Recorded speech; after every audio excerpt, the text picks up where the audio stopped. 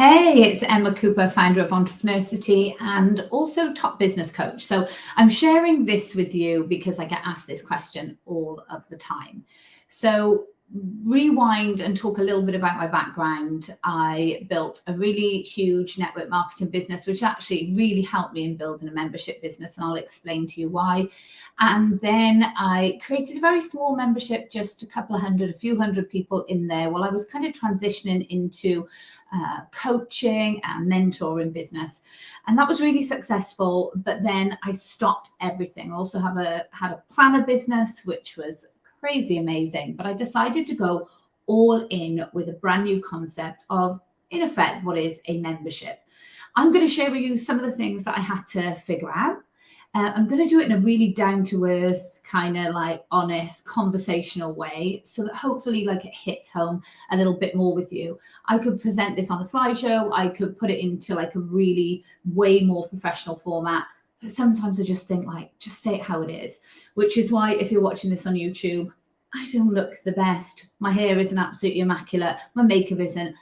I'm a mum. I'm an entrepreneur and building multiple businesses. Like, I'm busy. And so this for me, whether I show up looking absolutely immaculate, just is really important. What's most important is delivering the value to you. So talking about how to build a membership, step one, I'm going to talk you through 8 steps that I think you have to kind of consider, understand before you decide whether you want to start a membership or whether it's something you want to add to your existing business model, whatever that might be.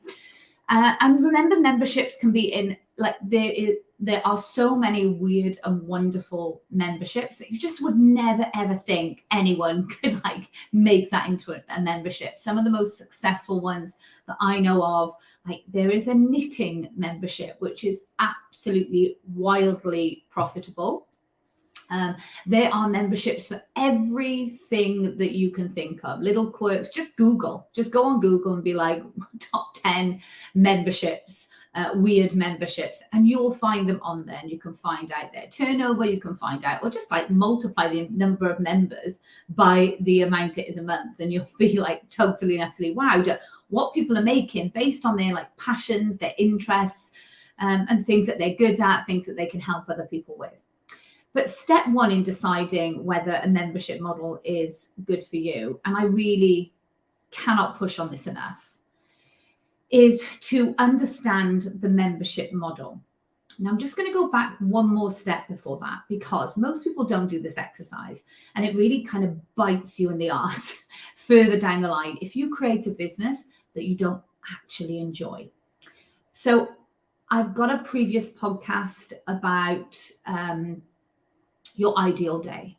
And I would really, really encourage you to listen to that podcast and also to do that exercise to figure out what you want your ideal life to look like. And the reason I say that is because most people will build a business to give them the life that they want. If they build the wrong business, it's not going to give them that life. They're not going to be happy. You're not going to be happy. So you really need to think about like, what do I want my life to look like? How do I want to work? How do I want to build a business? What do I want that to entail? And then figure out, from what I'm going to tell you next, whether a membership model fits in with that. So that's really, really important. So the first step one, after you do that, is to understand the model. Like, does the business model of a membership fit in with what you love to do? Now, it might not fit in with every single thing, but you can outsource and you get people to do things that you don't maybe you don't like to do, which is fine. There's loads of things you can get people to do in a membership model, which kind of frees you up to do more of the things that you love. But again, the last thing you want to do is to build a business that you don't actually enjoy doing the kind of day-to-day stuff, or maybe it's not the day-to-day stuff that you have to do. Maybe you can kind of put yourself a little bit out of it so you can do the stuff that you really enjoy. But really, it's understanding the business model and figuring out, okay, if I don't enjoy doing this part of it, can I get other people in to do those parts of it so that I do actually really love it? So some of the things to be aware of that can kind of trip people up and cause them to like be frustrated in building a membership are things like retention. Most people don't know that it doesn't matter how amazing your thing is. It doesn't matter how insane the content is, how much you're delivering, how much you're giving people, how much value is in there. You are going to lose 10%, or you've got to allow to lose 10% of members every single month. It doesn't matter if you offer people £1 million to stay in there. It doesn't matter if you offer people the dream home to stay in there. It doesn't matter what you offer people. You're still going to lose 10% of people every month. Now, this can really affect people. And there are things that you can do to kind of like lessen the blow, which I've done because I'm only human. And if I'm working really hard on something and I'm losing like a lot of people every month, it can really affect you. But if you understand the model and you understand the figures, it's just like, well, this is just what it is. Doesn't matter what I do, how much value I give. This is just the model. Then that's fine. Now, if you think about that, if you're going to lose 10%, now in Entrepreneurcity, we sit around 93 to 95% retention rates, which is amazing. I do not cancel people's memberships off. I do not receive the emails for people cancelling. All I know at the end of a month is the retention figures. We're sitting at 93%, we're sitting at 95%, whatever it is. Because that to me is like the positive, like, yes, we're above that 90%, which is normal. This is amazing. If it dropped down below that, I would start definitely, we always ask questions to the people who are leaving the membership, finding out why, so that we can have that as constructive feedback and look to see if we can improve, of course. However, if you're like me and I'm like, I don't want to focus on that. And remember, the higher your figures, the higher the drop off. So if you've got 100 people in your membership, that would be 10 a month. If you've got 1,000 people, that's 100 people. You've got 2,000 people, that's 200 people. And if you've got one payment date, for example, and you're going towards, like, I don't know, the 15th of the month, and all of a sudden 200 emails come in saying, I want to cancel, I want to cancel, I want to cancel, I want to cancel. This can really affect your mind and be like, oh my God, I'm doing everything wrong. This is not going to work. I need to just end this. This is going to all fall to bits. But if you understand the membership model and you understand no matter what you do, those figures are those figures, then that's cool. Now, again, you can put things in place like maybe you have a team that answers emails or a team that specifically deals with cancellations, specifically like removes people from a Facebook group or your membership site, whatever that is. Then that can kind of diminish that whole, oh my God, why is this happening? And the fact is you're not doing anything wrong. That's just how a membership model kind of works. Step 2 is the concept. So something to think about when you are thinking about a membership is, what problem do you want to solve? Like, what service do you want to provide people with inside your membership? What are they going to get? How are they going to get it? What value are you going to deliver in there that makes people say, like, I want to be part of this membership? That is something that you've got to think about and you've got to be really specific with. So you've got to be able to tell people this is what you're going to get when you come in. Now, it might be that you want to have like a real strict kind of schedule on every Monday we do this, every Wednesday we do this, every month you get this, every quarter you get this, annually you get this. So thinking about and mapping out the concept of your membership. And then, because this is going to be really important when you come to market it, because like, who are you going to be marketing to and how you say it is going to be really important. You can make something amazing sound really shit if you don't have like the right kind of wording, the right hooks, the right marketing messages behind it. And you could be really underselling something totally amazing. So it's writing out the concept first of all, figuring out what problems do you solve, and then step 3 is, who are your target audience? Who is it that's going to be joining your membership? Who do you need to get in front of to hear about your membership, to realize, like, I've got to be part of that? What kind of person do you want in your membership? What sort of background do you want them to have? What industry are they in? What interests do they have? What hobbies do they have? Thinking about all these things, because that is just going to make your marketing message like really specific. Now, I'm not saying you have to be like overly niche. For example, inside of Entrepreneurcity, we don't just like go for females. We don't just go for people who have a certain size business. We don't have people who are in a certain industry, because we have coaching in there and different curriculums, courses for people who are coaches, for people who or want to become coaches, people who are network marketers, people who build product businesses, people who build e-commerce businesses. Like, we have a whole curriculum how to build an Amazon business step by step, how to build an Etsy business, how to do sales funnels, how to do Facebook ads, how to do copywriting. Like, it's all in there. So we don't have like one specific kind of person, but we do have the fact that everybody like is wanting to start a business or has started a business. You want to grow and scale it. So when I say like, think about your target audience, think about the people who will find your concept really, really helpful, and they'll get great value from that. One thing I think you should think about at the beginning is, what is the end game? A lot of people start businesses and they're just like, yeah, I want to do this now. And then in 3 months time, 6 months time, 12 months time, they're like, oh my God, I really don't enjoy it. Or I really need to change, or I really need to do this. So what is really important is figuring out, like, what is your end game with it? What do you want to do? Do you want to sell it?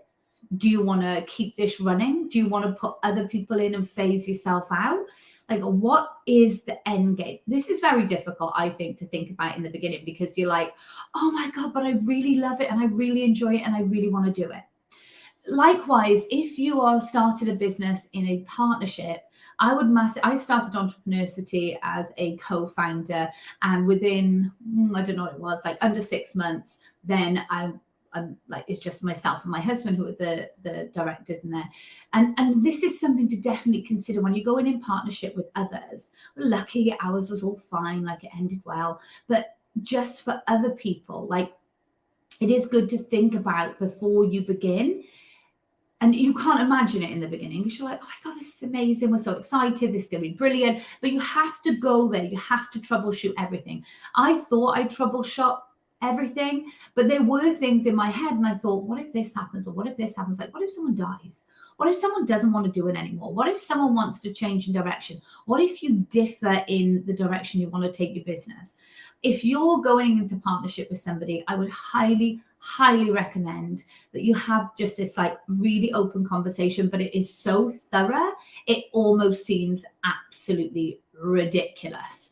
Like, think about when you want to take holidays, think about the roles and responsibility that each of you has, and what is the kind of, like, if one of you isn't fulfilling that, what happens? What do you guys do?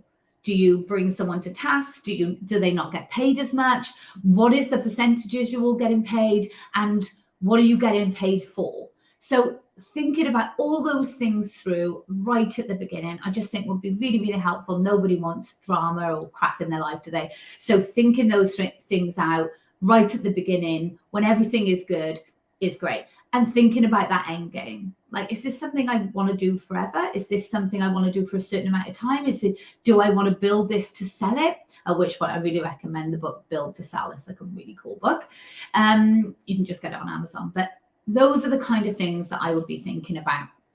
Let's go to step 5. How will you continue to grow your audience? So most people get started in businesses, and one of the things that they forget to do, or they kind of lack, is the thought process of, how am I going to market this? How am I, and by the way, marketing your business and continuing to build your audience are actually two different things. They can overlap in the strategies, of course, but they are two different things.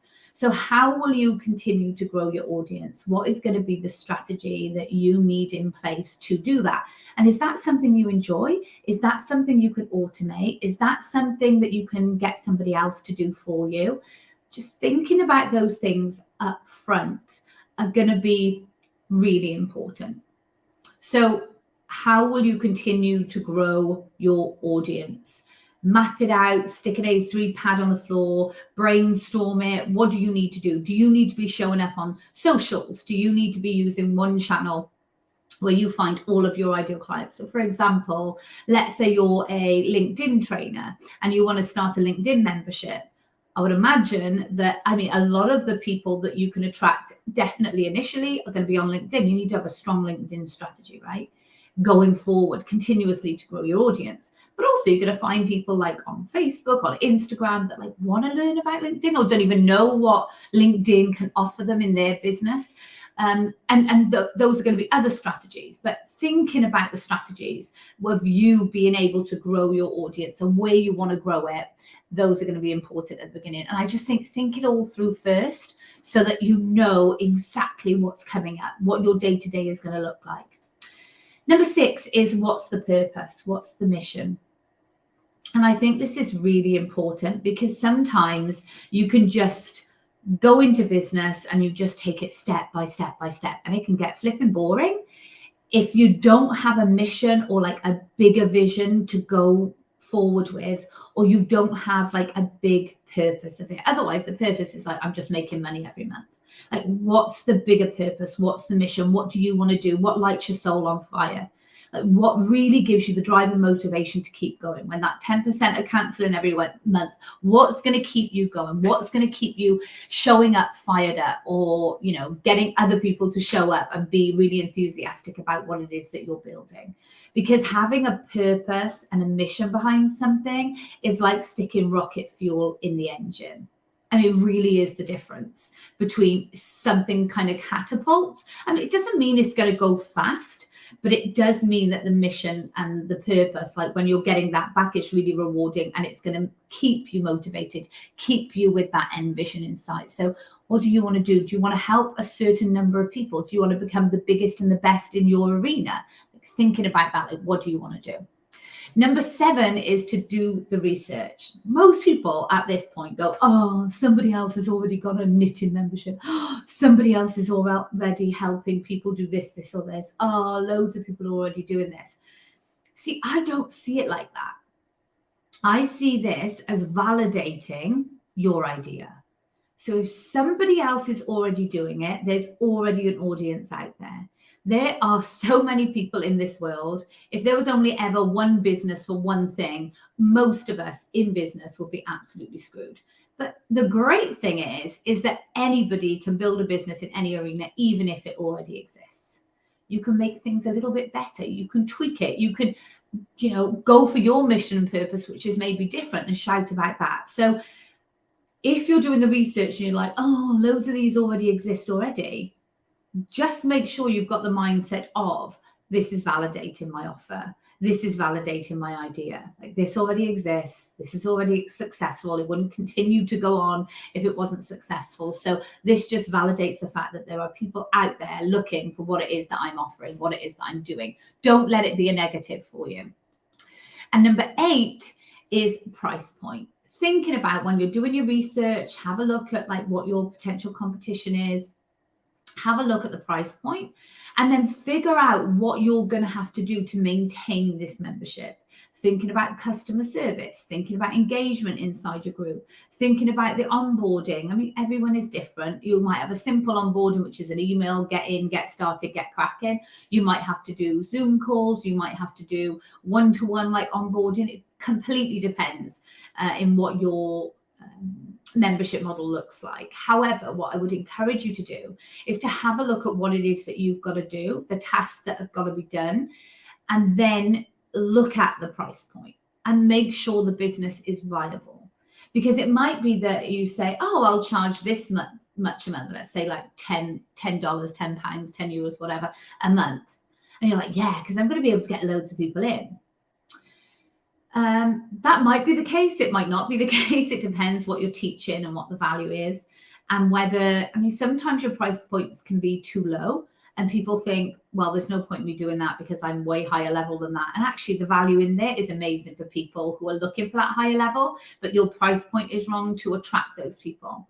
Like if I was joining something and it was 10 a month, I think it was maybe too low a level for me. And I would just base that decision off of a price point, which is crazy, I know, because I have a low ticket membership, but still the value is absolutely insane for really kind of high level performers. So thinking about your price point, is it a viable business with the work that you have to do? And maybe you'll want to outsource different bits at different times. Thinking about that right at the beginning is going to really help you. It'll help you set your price point. It'll help you set like where you sit in the market, and it'll really help you with your marketing messages. So I think that something that's important too is that if this is like the first business, or if this is the one business that you're going to be focusing on growing, then thinking about, do you want to expand on that business, and thinking about it straight away, like in the beginning when you're developing the membership business. So most memberships will work on upsells. Ours doesn't in Entrepreneurcity. One of the big things in there is that like we don't upsell. Everything that you see like is there for you to kind of access, right? There's no upsells. It's not like learn this much and then pay to learn extra. But we had to get our heads around this, because we had to figure out where the money was obviously going to come from to make this business viable, with it being a low ticket offer. You have to do a lot of audience building. You have to do, putting yourself out there a lot. Maybe you want to do Facebook ads. Maybe you want to look at paid advertising. So you have to make sure kind of from the beginning that it's viable. Now, as I said, a lot of memberships will work on upsells. And this is an absolutely fine model to use, but it wasn't our model. So what we had to come up with is, okay, how are we going to figure this out? Like, we're doing no upsells inside of our membership, like Entrepreneurcity. So how are we going to do this? But also knowing that some things that we are going to launch further down the line is going to be really attractive to our current students. And so we can't like say, oh no, this is not for you. But everything that you see, like every curriculum, every course, everything is in there step by step. You don't have to pay to unlock more. So how I get it right in my head, which sounds a bit like a brothel. It's not, but saying that education is free, services are extra. So education is free. So the step-by-steps, the courses, the how-tos in your own time, that is all, and I say free, it's included in the monthly membership.